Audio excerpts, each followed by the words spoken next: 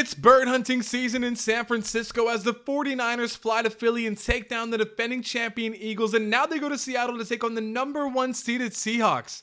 Despite the success, despite the comebacks, despite the resilience of this group, the haters are still loud, the national media is still loud, and Las Vegas is even louder. The disrespect of this group has gotten crazy. It makes me mad as a fan, and it should make you mad as well. Welcome to Digest Media's Niners Digest. I'm Cameron Moniz, and before we dive into all the disrespect the Niners have been taking as a team this season, please take a moment to subscribe. It helps us out big time, and it helps you stay on top of all things 49ers. So please take a second, subscribe to the channel if you're a passionate fan like me who's out of breath because I just can't tolerate any more of this disrespect. Let's dive right into what I'm talking about. The Niners open up as the biggest underdog of the divisional round, 7-point dogs. 7-point dogs for the team that just went to Philadelphia and took out the defending champions. If you watch First Take, if you watch Colin Cowherd, if you watch any major sports outlet, did they say anything about the 49ers? Did they talk about anything the Niners did well to win that game? Before we dive any deeper into this video, we gotta stop and thank our friends over at Kalshi who sponsored today's video. When you download Kalshi with the link down below, use code DIGESTNFL to get $20 when you trade your first 100. They're the number 1 sports prediction market in the US. Whether you're in California, Texas, it does not matter because they're live across all 50 states. And you can trade on anything you want, not just sports. The election, the weather, it doesn't matter. It's on Kalshi.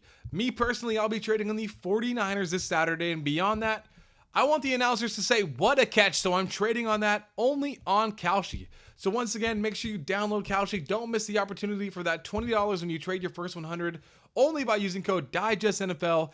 Thank you so much to Kalshi for sponsoring this video, because all I heard was Kevin Patullo's name, Nick Sirianni's name, AJ Brown's name, Devontae Smith's name.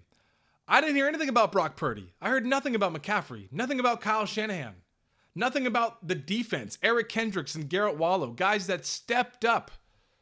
It's disrespect, and it makes me mad as a fan, and it better make you mad if you're a faithful. What doesn't make me mad is this.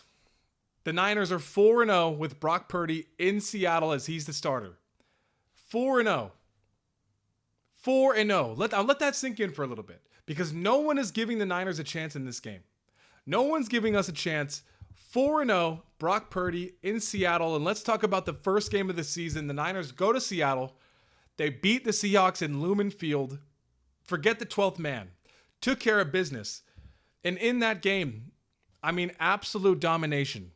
Total yards, passing yards, rushing yards, yards per play, first downs, third down conversions, fourth down conversions, total plays.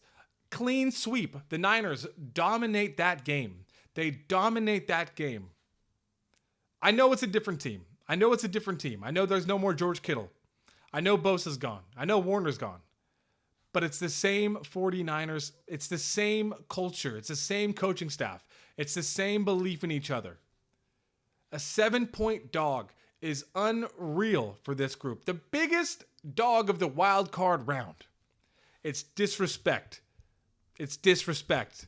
And the Niners, I know they lost the most recent game to Seattle. They're still a 12-win team. A 12-win team. You want to talk about disrespect some more. Sam Darnold listed as questionable. And it's not like just a questionable, like, yeah, he's going to play. He's truly questionable in this game. He genuinely might not play. We really might get Drew Lock in this game. And yet the spread has not changed. 7-point spread for the potential Drew Lock-led Seahawks. Now, Darnold probably will play. We understand that. And he's had a good season. We can't knock Sam Darnold. 17 games, 25 passing touchdowns. He's been solid this season. But let's not forget who Sam Darnold has been in big moments. The most famous quote of Sam Darnold's career, "I'm seeing ghosts." If you don't know about this quote, this came from a game against the Patriots. Multiple turnovers. He goes to the bench. He looks around and he goes, "I'm seeing ghosts.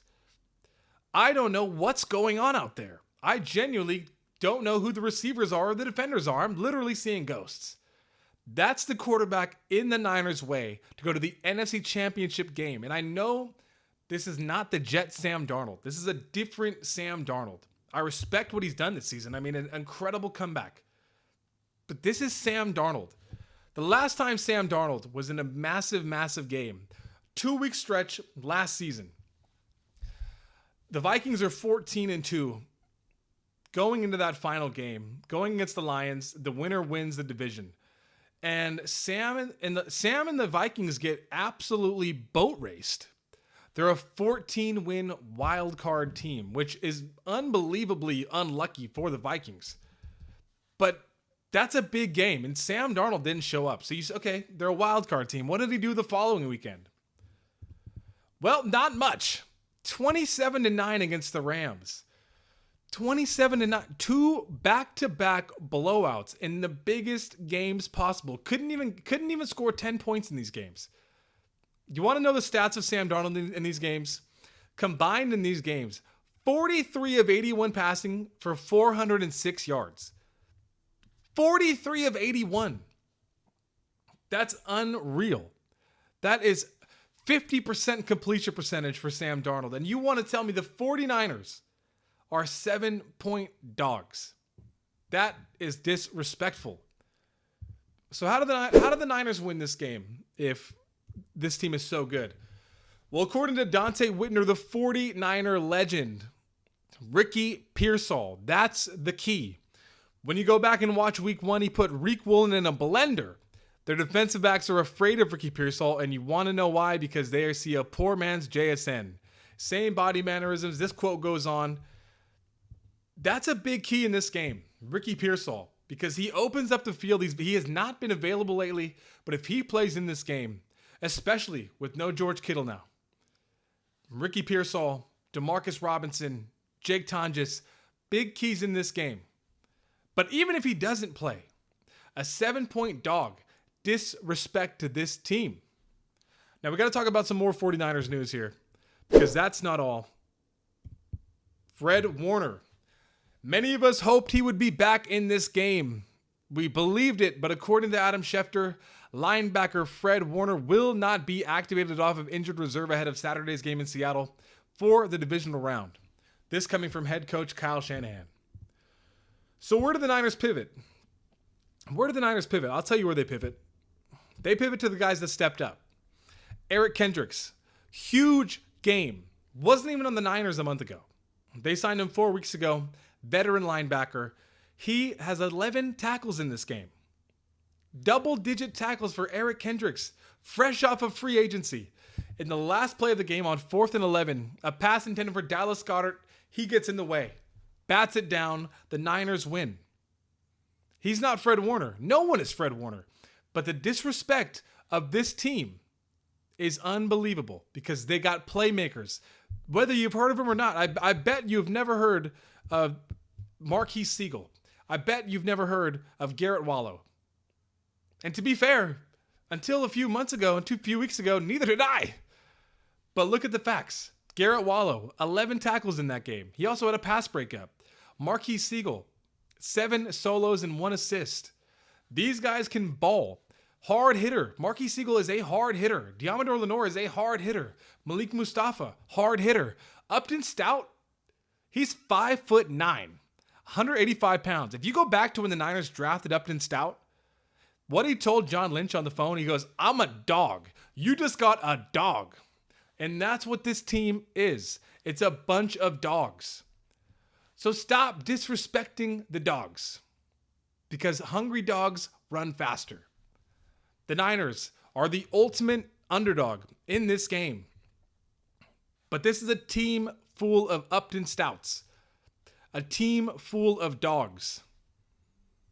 We'll be back here next week talking about the NFC Championship, because this team is a bunch of dogs.